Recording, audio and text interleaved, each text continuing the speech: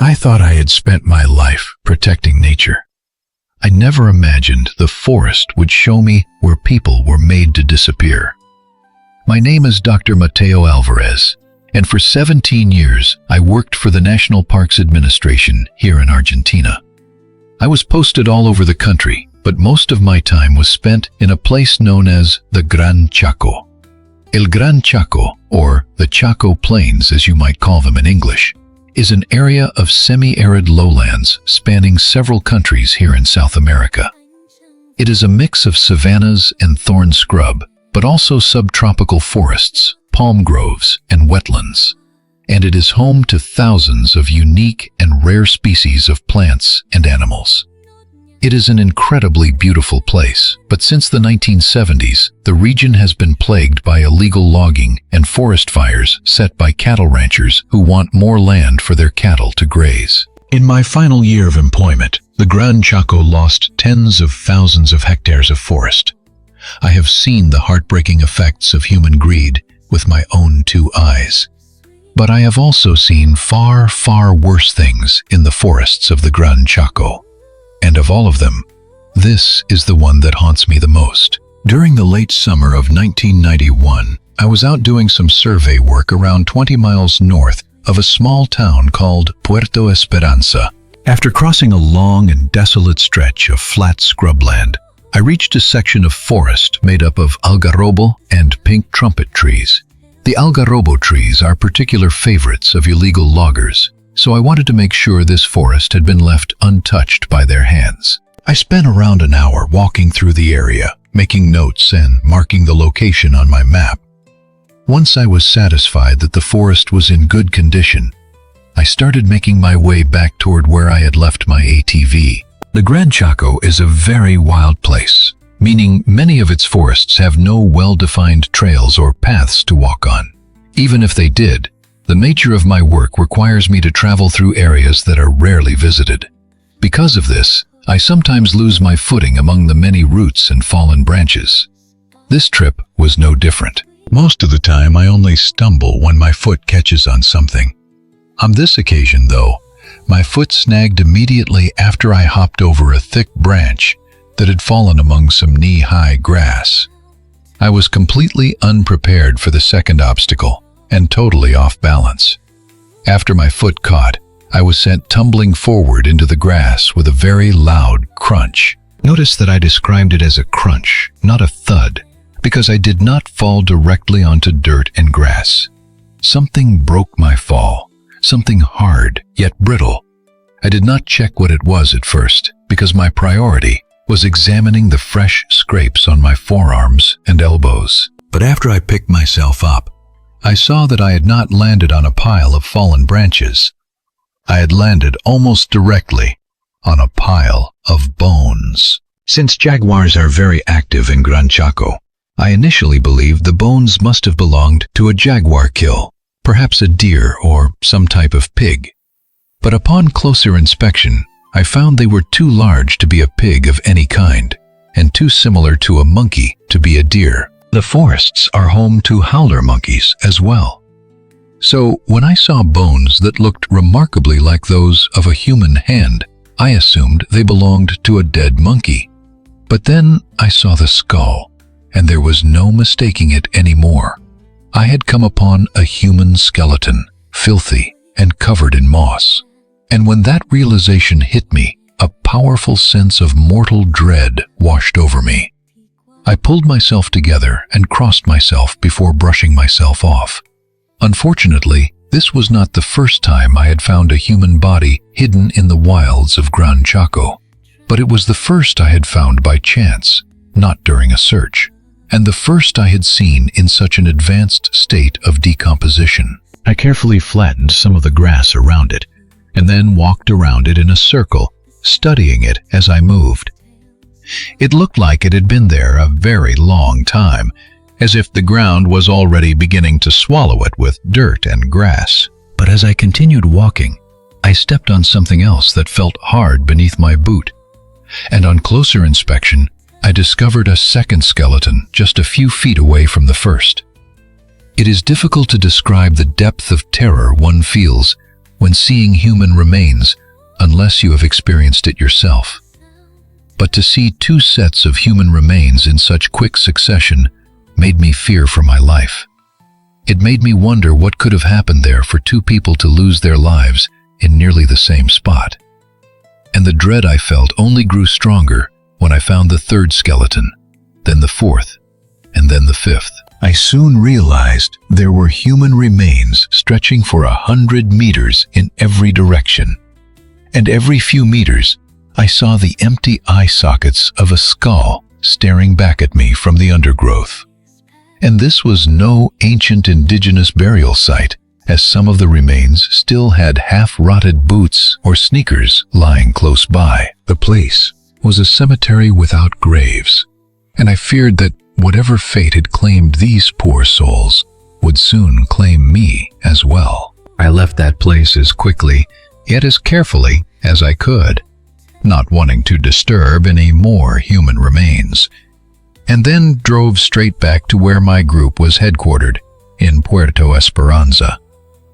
When I told our station chief what I had seen, he insisted that we drive back out onto Gran Chaco so he could see it for himself. He did not think I was lying or mistaken. He simply wanted to witness something like that with his own eyes. When we arrived, he was just as horrified as I had been. Before we left, we stood together and said a prayer for the dead.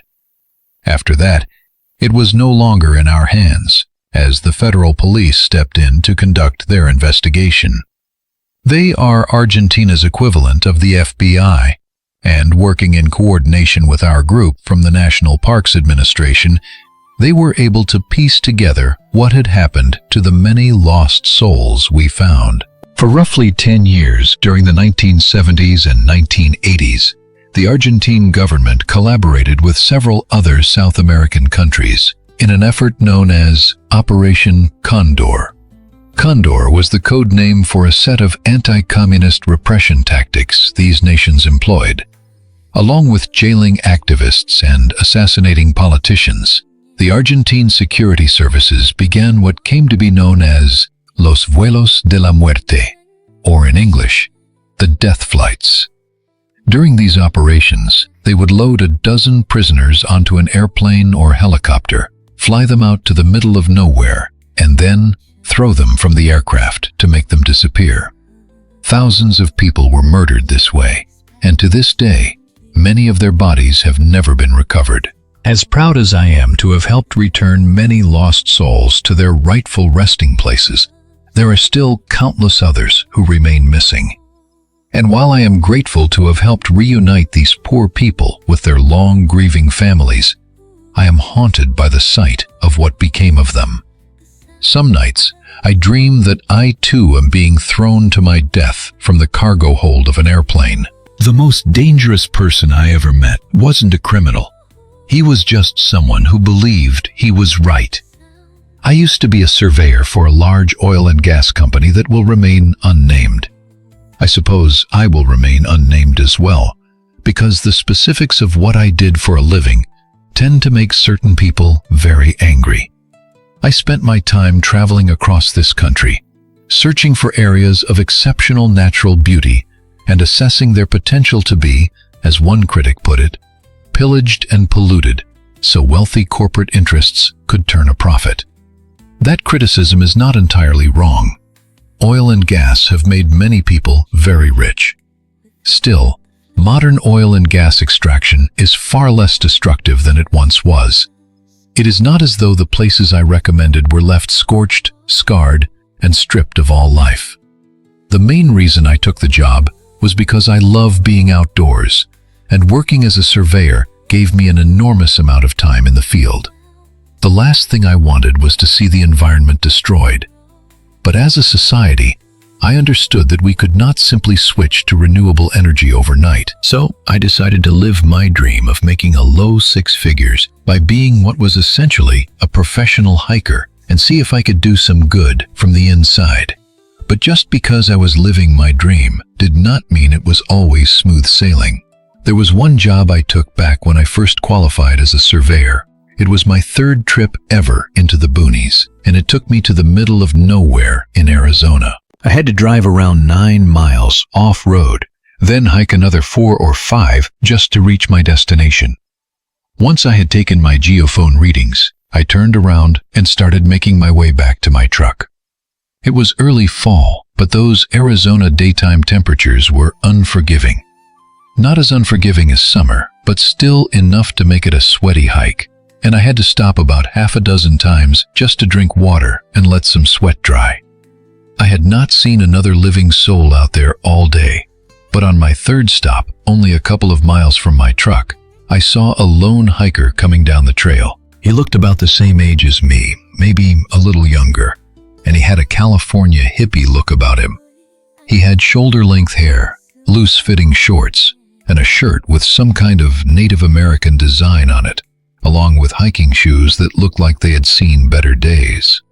When he saw me, he smiled this big, friendly smile and said something like, "All right, didn't expect to see a fellow traveler out on the trails today." Surveying could be a really lonely job, so I did not mind the company. After he sat down across from me on a rock, we started talking about the trails in the area in general. It was not often I had company while I was working, so it was nice to talk shop with someone. At some point, I must have said something about work, because the guy suddenly asked me if I was a ranger. It did not even occur to me that I should bend the truth. So I told him I was not a ranger, and that I was an oil and gas surveyor. He frowned slightly, then asked what the job involved. When I explained it, I included all the usual caveats about responsible, regenerative practices that did not leave places polluted or scarred. He just sat there, listening. He kept the same calm expression, nodded now and then, and even seemed to agree with some of what I was saying. He asked a few questions about pay and benefits and things like that. At first, I got the impression he might be interested in becoming a surveyor himself. After the conversation drifted and started to taper off, the hippie-looking guy suddenly turned to me and said he had a question about the whole surveying thing. I told him to go ahead. With that same calm smile on his face, he said he could not help but wonder how the F I slept at night. The comment was so unexpected, and the tone was still so friendly, that I honestly thought I must have misheard him. Then, when I repeated the question back to him to confirm what he had said, he simply nodded like it was the most normal thing in the world to ask of someone.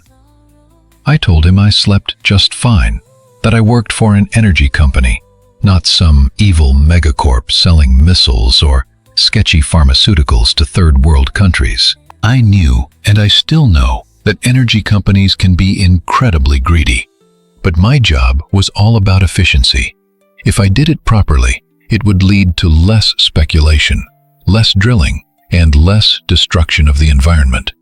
But as much as I thought I had made that abundantly clear to my new hiking buddy, he clearly chose not to accept it.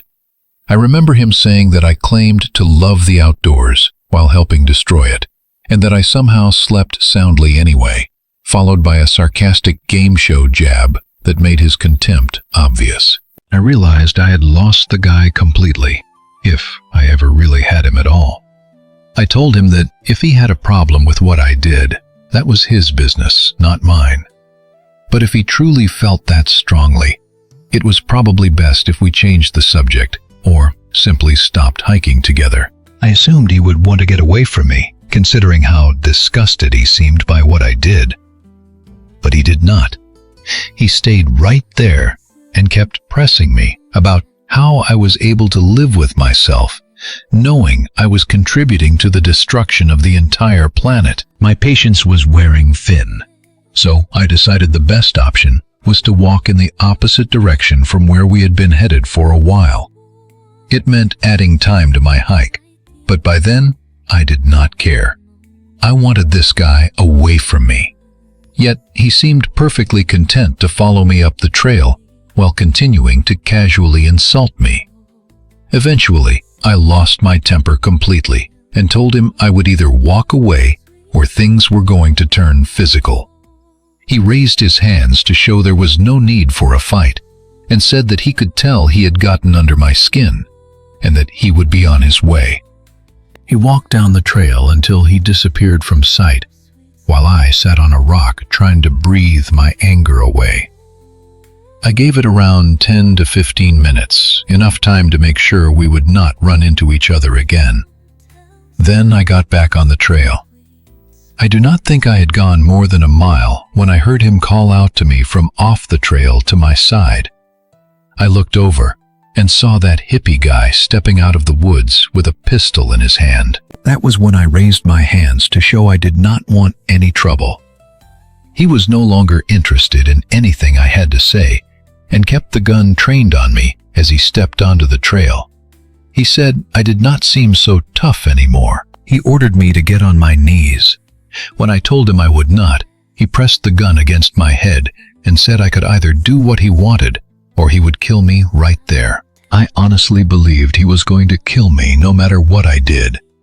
And if I was going to die, I wanted to do it with some dignity. I certainly was not some ninja who could karate chop the gun out of his hand before he pulled the trigger. But I also did not want to give him the satisfaction of dropping to my knees and begging for my life. I actually tried to say that too, but when I tried to speak, no words came out.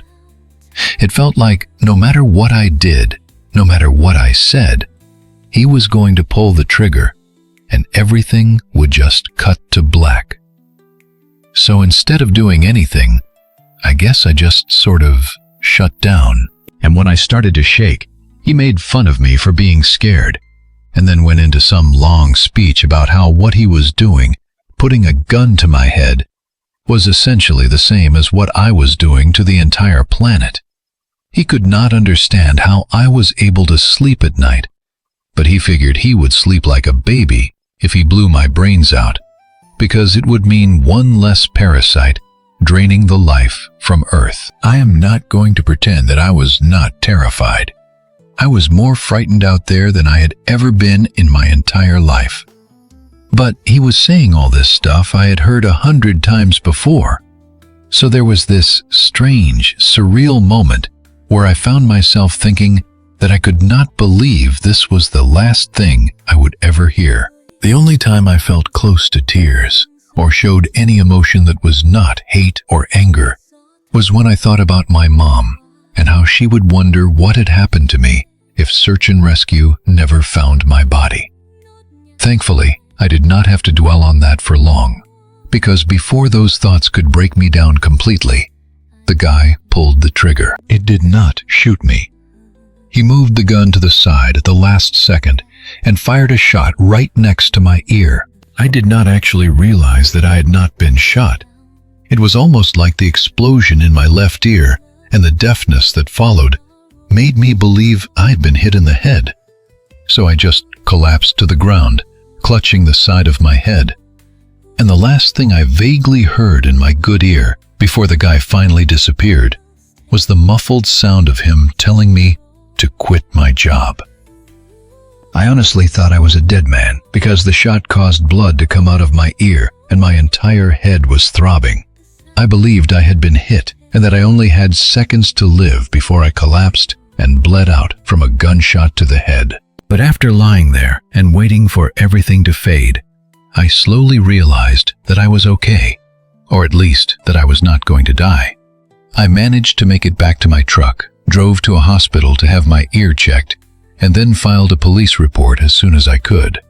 It took a while for my hearing to partially come back, and it is still not fully restored, and the police never managed to catch the guy who nearly deafened me. I did not think they would. I never even learned his name. But it still makes me angry sometimes to think that he walked away from it without any consequences. I did end up quitting my surveyor job as well. The social pressure became too much, and I could not bring myself to keep lying about what I did for a living for the rest of my life.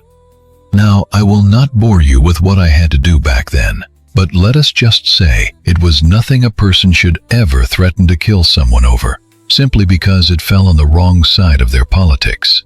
People think the wilderness is empty. I learned the hard way that it's only empty of witnesses. After earning my pilot's license, I managed to land a pretty cushy job flying for a major airline. The pay was fantastic.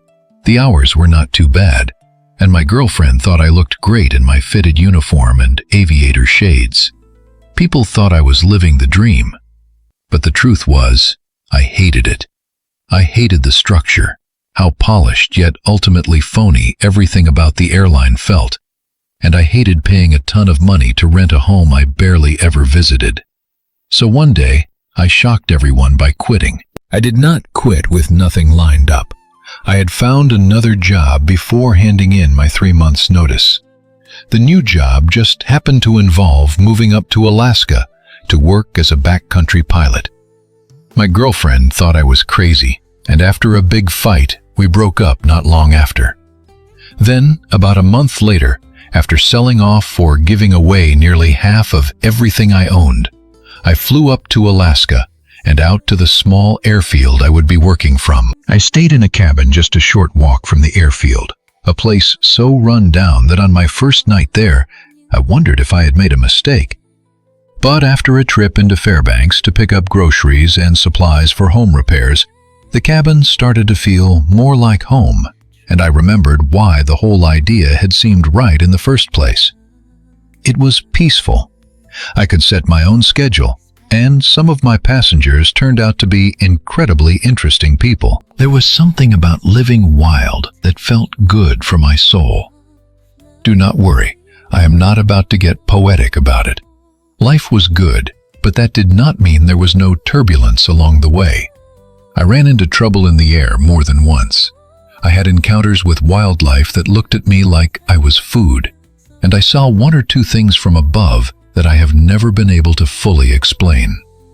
This is the story of one of those moments. One day, I was making a fairly routine flight, ferrying a couple of researchers from point A to point B. I had already been in the air for a couple of hours, flying under unusually good spring weather, when something below suddenly caught my attention. The ground was a solid carpet of trees, but every so often there were small clearings, some large and some not. Aside from the occasional stray tree, most of them were completely bare, but the one I noticed that morning had a row of what looked like saplings standing in a line. It struck me as strange in the middle of all that wilderness, and since nature rarely makes straight lines, I knew there was a good chance it was man-made.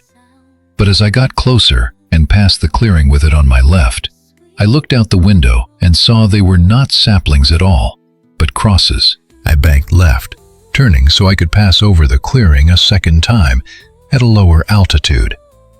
You don't see a lot of things like that out in the middle of nowhere, so I guess curiosity got the better of me, and I wanted to check it out. Coming up on the clearing again, I could see that they were crosses, and they were big ones too. But it was only when I flew directly over them that I saw something squirming against the wood, something almost camouflaged from a distance that I could only make out up close. There were people attached to those crosses, some completely still, others writhing in what I could only imagine was absolute agony. I didn't take another pass. I got myself back on course and keyed my radio to see if anyone was within range. The only people I could reach were at a logging camp, but I asked them to get in touch with WSAR, the Wilderness Search and Rescue, on my behalf. When the guy asked what he should say, I couldn't bring myself to tell him exactly what I'd seen. I knew he'd think I was crazy, so I made something up about spotting some campers who looked like they were in trouble. The guy at the logging camp said he'd get on the horn to search and rescue, and after I thanked him, I finished the rest of the flight with nothing but my thoughts and theories to keep me company. I didn't mention anything to the researchers, and their presence was actually a huge relief, because it kept my mind off what I had just seen. But on that last leg of the flight, when I was completely on my own again, I started thinking that all the solitude and isolation might be getting the best of me. I radioed my boss on the long-range set in my cabin and told him about what I'd seen, or rather, what I thought I might have seen out there in the wilderness. He told me to fly back to Fairbanks and take a week off. When I did, we met up for dinner at a little steak and potatoes place he liked, and he said the human contact would do me some good. He was right. It felt good to talk to someone about the job and about life without it being filtered through a ham radio. But he also told me something I never forgot. He said he found it funny how some people think of Florida as the weirdest state in the country, and maybe out of the lower 48 it is. But of all the places he'd ever lived, Alaska took the cake for sheer weirdness. It wasn't just all the people who had gone missing over the years. It was the people who hadn't, which made the wilderness such an unsettling place. People who moved up there to get away from things. People just like me, I guess. And for the most part, all they really wanted was to be left alone so they could live the way they wanted to. Like I said, I saw a whole lot of other strange things during flights, but nothing ever stayed with me the way those crosses did. I hope it was part of some kind of passion play, and those people were up there by their own free will and lived to tell the story. Because the alternative, believing they were placed there to die, is almost too horrible to even consider. We went into the wilderness to prove we could survive it. We didn't realize someone else was already there. In the summer of 2015, so more than a decade ago now, a few friends and I were just drinking beers and watching TV in my apartment when I flipped over to the History Channel and saw a show called Alone. For anyone who has never seen it, a group of contestants get dropped into isolated stretches of forest up in Canada, spaced so far apart that they cannot work together, which is why the show is called Alone. They are given only basic survival gear. Contestants can tap out at any time, and whoever lasts the longest wins $1 million. As we watched, an argument broke out between us about which one of us would win that million. By the end of the night, we all agreed on one thing. We should head out to the middle of nowhere for some kind of hardcore camping trip and find out which one of us was king of the wilderness. A few months later, the 5 of us were sitting in a truck headed for a place known as the River of No Return. Its full name is the Frank Church River of No Return Wilderness, but we shortened it to the much more ominous River of No Return to make the trip sound tougher. It is the largest wilderness in the lower 48, and since we were living in Boise, it felt like it was practically right on our doorstep. We drove up to a small town called North Fork, and then made our way to the trailhead, which would take us on foot to a place called Crow's Spine Ridge. This meant 4 days of hiking there and back, with 1 day of rest on Crow's Spine Ridge, plus some fishing and swimming in the nearby Salmon River while we camped. The first day's hike was brutal, and I slept like the dead once we finally made camp for the night. The second day was a little easier, and seeing the view from the top of that mountain made every second of the hike feel worth it.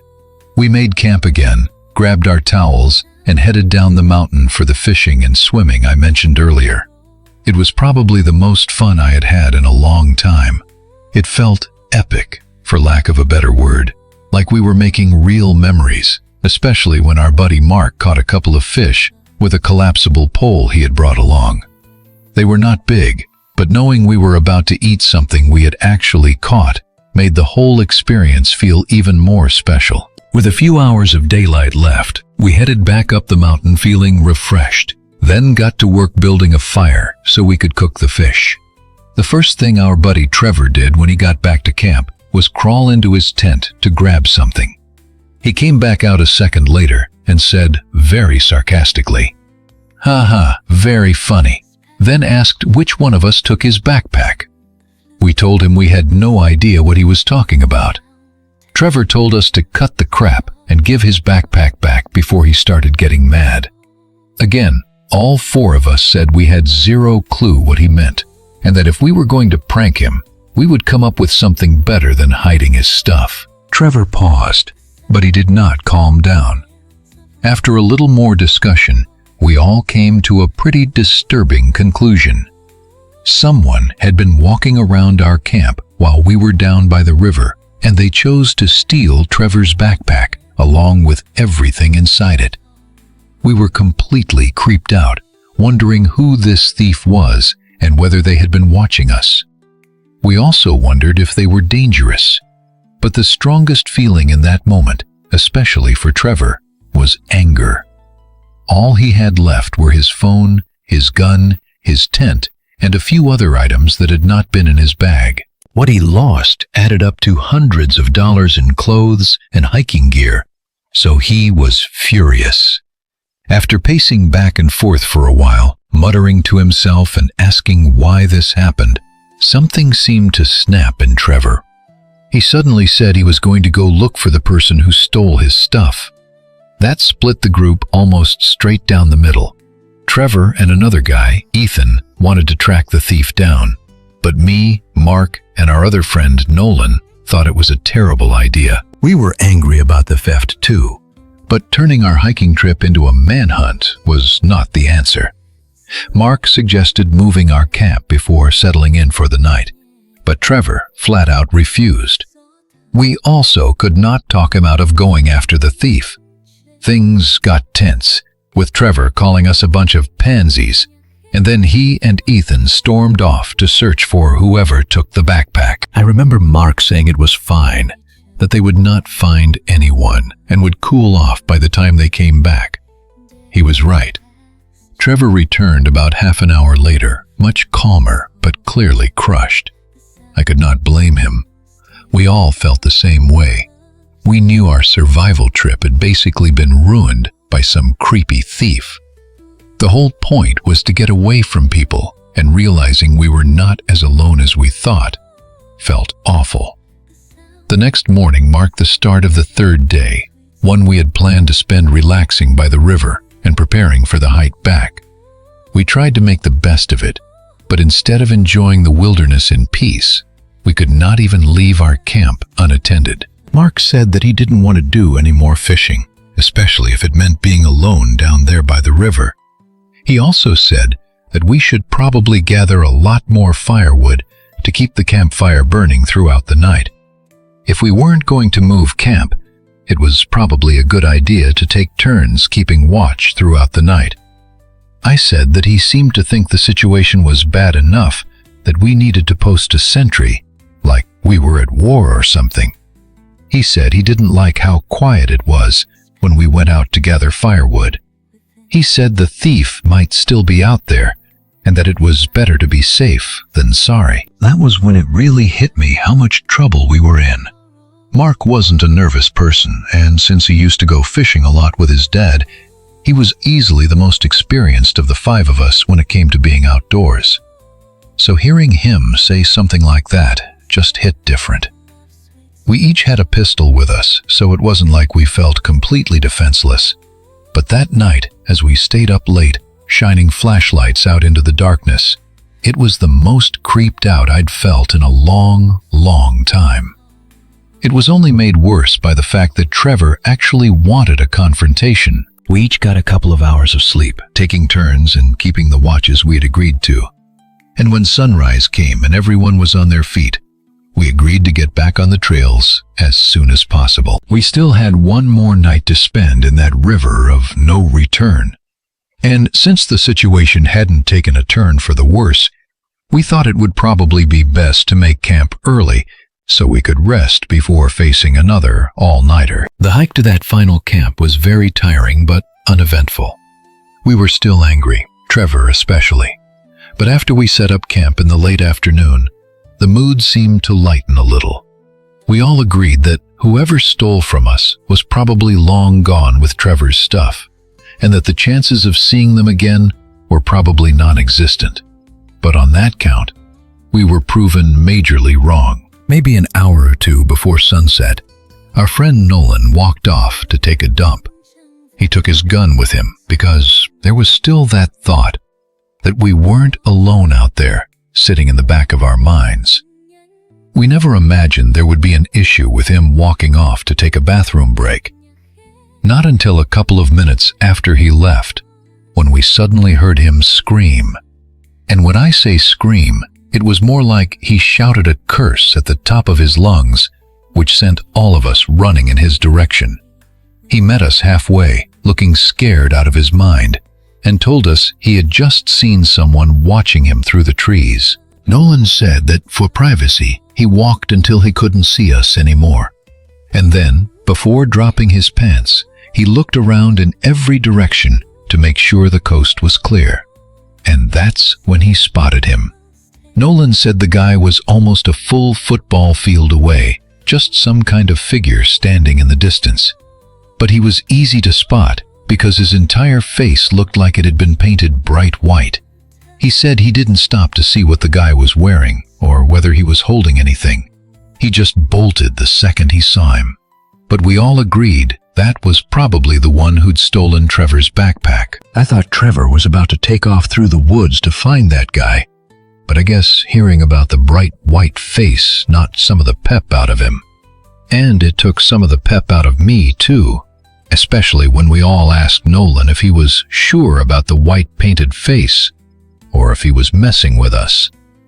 Nolan said, in his exact words, "On my mama, bro, mother effer looked like the crow ran out of black." As we headed back to camp, Trevor said he thought the person who stole from us was just some kind of trail rat, some scumbag solo hiker who could smell how green we were and took what he wanted when we inevitably left our camp unattended.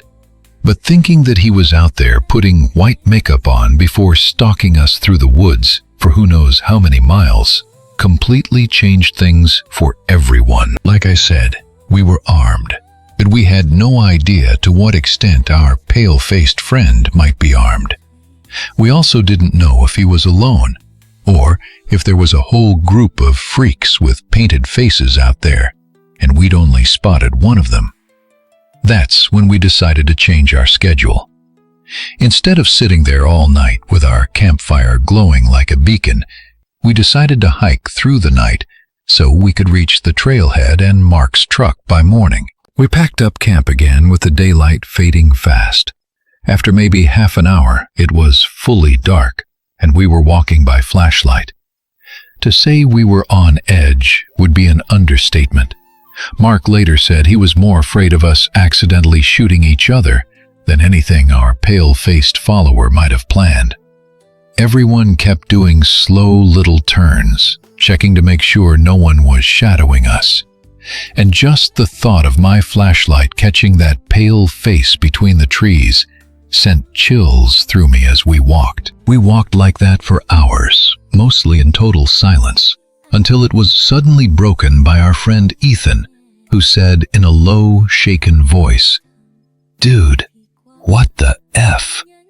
He was standing completely still, and so was the beam of his flashlight as it pointed at something hanging from a nearby tree.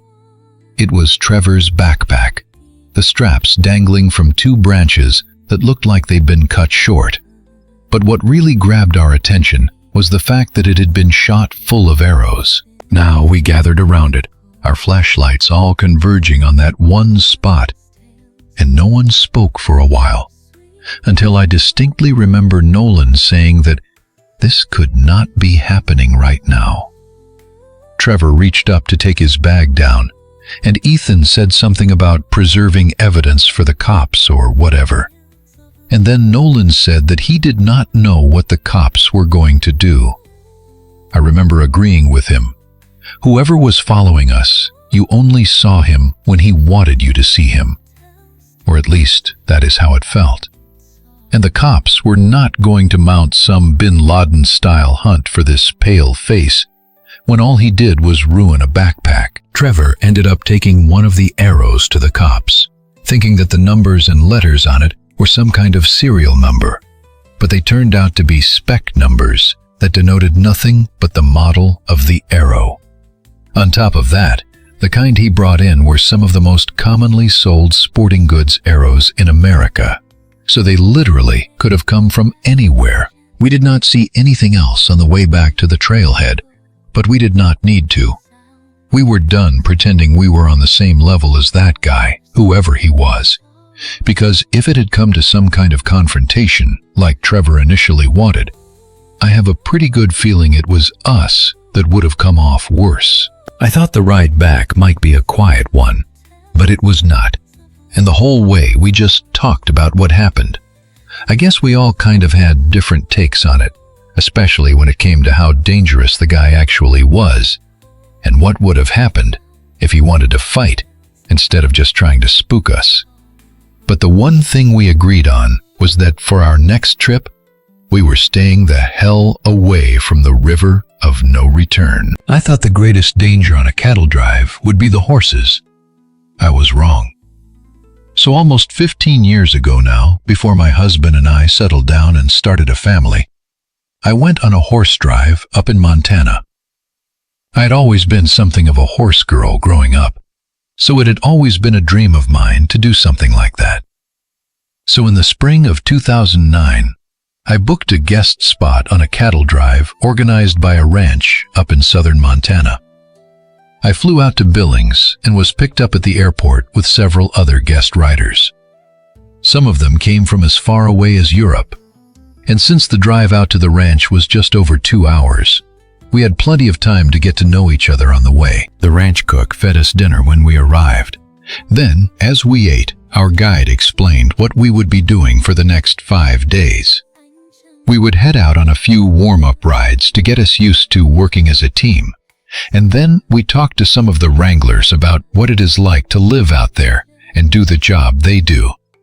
And then finally, we would use the wrangling skills we had learned to drive a herd of 150 horses south of the border to their summer home in Wyoming. It was said to be the complete cowboy experience, and to me, it sounded like heaven on earth.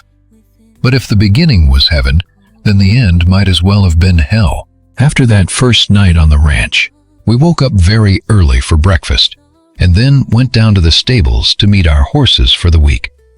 Mine was a caramel-colored Mustang named Chip. She had a black mane and ermine spots, so combined with her coat, she had the color of a chocolate chip cookie, hence the name. I loved riding Chip, and she was an incredible animal. Calm and disciplined, but full of energy as well. And since we were all fairly experienced riders, it was not long before we were riding into the heart of the Montana wilderness. As we rode out, I felt like I was back on the wild frontier, more like 100 years earlier, and the feeling of freedom was nothing short of exhilarating. Once we were done, we rode back toward the ranch at a much faster pace before spending the night there. The next morning, we were back in the saddle, headed north toward the plains. We were looking for a herd of horses roaming north of the ranch, but when we started out, we could not even see them. We had to ride for an hour across almost featureless plains before they finally came into view. When they did, it was probably one of the most incredible things I have ever seen.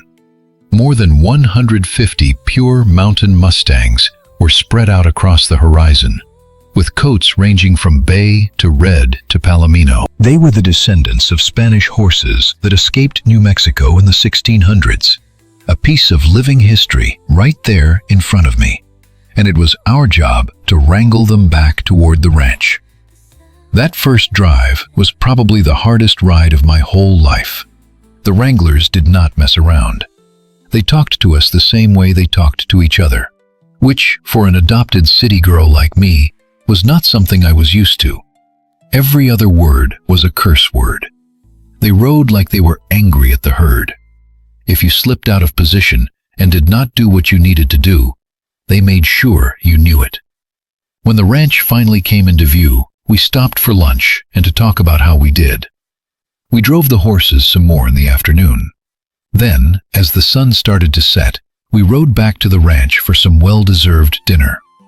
I remember the wranglers telling us to get as much rest as possible, because not only did we have a wake-up call at 4:30 a.m. the next morning, but the next few nights would be spent on bedrolls out on the plains. I did not get to sleep until around 10 o'clock because I was so excited. I was groggy when I woke up, but after a cup of cowboy coffee and a few pancakes, I was ready to hit the saddle again. We found the herd and then started pushing them through the ranch in a kind of semicircle. The odd colt tried to break from the herd every so often, and I was just giddy at the prospect of getting to canter one back toward the herd. When the time came, it felt every bit as good as I thought it would.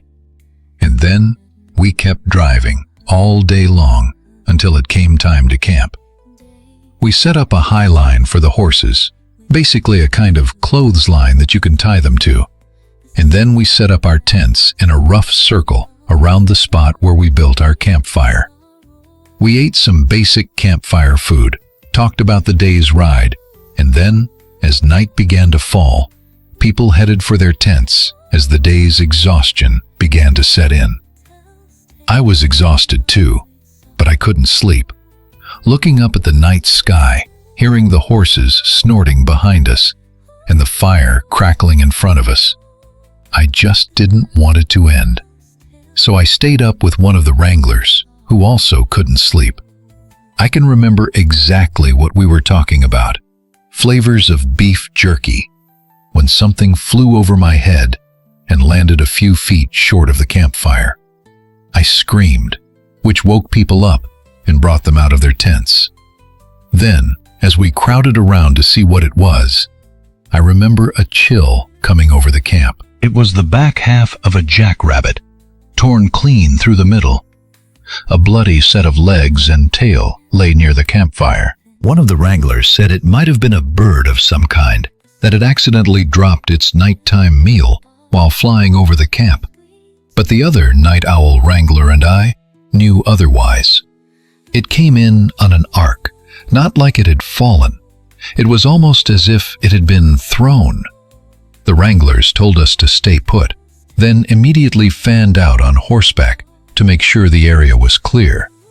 They returned without having seen anything, and they did their best to calm us down by saying it was just someone trying to scare us. The town of Fort Smith wasn't all that far away, so it was possible some jerk-off hunter wanted to spook the tourists for kicks. But no matter the reason, our next camp would be 20 miles south. And since the wranglers carried personal protection, we had little to nothing to worry about, and that seemed to put us somewhat at ease. Then we managed to get a couple of hours of sleep before getting back in the saddle again come morning. The mood on that morning's ride was much different from the first. It made for a tense atmosphere, but we focused on doing our jobs, and for the first time, we actually managed to impress a couple of them. We rode all morning, crossed the river in the afternoon, and then finished the day almost 22 miles from where we started.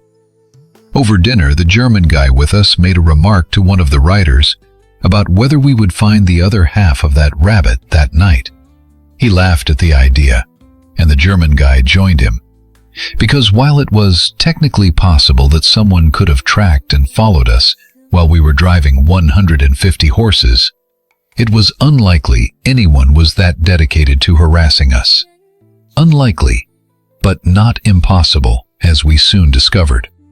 Aside from one of the wranglers who was keeping watch, we were all asleep in our tents when we heard the horses suddenly start making a lot of noise. I remember sitting up just in time to hear the watchman yell, "Who's out there?" As I was climbing out of my tent to see what was happening, the horses started getting even louder, like something out there was spooking them. One of the wranglers came out of his tent, but before he could turn his flashlight on them to see what all the ruckus was about, we heard the sound of galloping hooves. Then, as the light hit them, we watched in absolute horror as our group of 18 horses came bolting straight toward camp. Some of the wranglers ran to try and shoo them off, but it was too late, and one of them got knocked to the ground pretty badly by a stampeding stallion. But that was nowhere near the worst of it. Some of my fellow guest riders were smashed aside as they came out of their tents, then got trampled as they lay there, stunned and defenseless. Others were hit by the metal loops and the ropes we used to secure the horses. With the speed the horses were running, the impacts were enough to cause deep, bloody gashes on those unlucky enough to take them. It was chaos, pure and horrible chaos. One wrangler jumped out of the way of one horse and stood up just in time to get hit by another. Then I saw two guests get knocked into one another before being trampled. The horse that hit them did not even stumble. Nothing could stop those horses. No tents, no campfire, not us. Nothing.